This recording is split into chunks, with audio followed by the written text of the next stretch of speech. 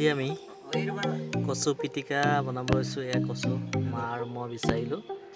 এই কচুখিনি ধুনীয়াকৈ ধুই মেলি ধুনীয়াকৈ মায়ে ঠিক কৰিছে আৰু গতিকে ব'লকচোন আমি কেনেধৰণে বনাওঁ চাওঁ।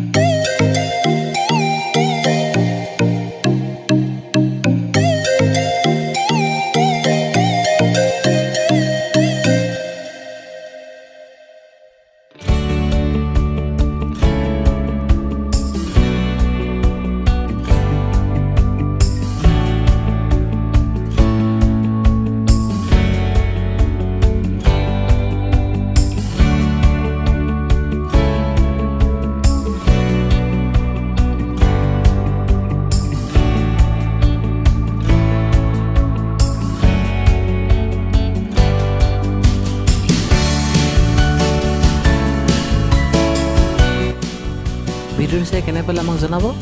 এই ধৰণে চিম্পল আৰু ঘৰতে বনোৱা ৰেচিপিৰ বাবে আমাৰ চেনেলটো চাব, লগতে চেনেলটো ছাবস্ক্ৰাইব কৰিব আৰু লাইক কৰিব। চ' থেংক ইউ।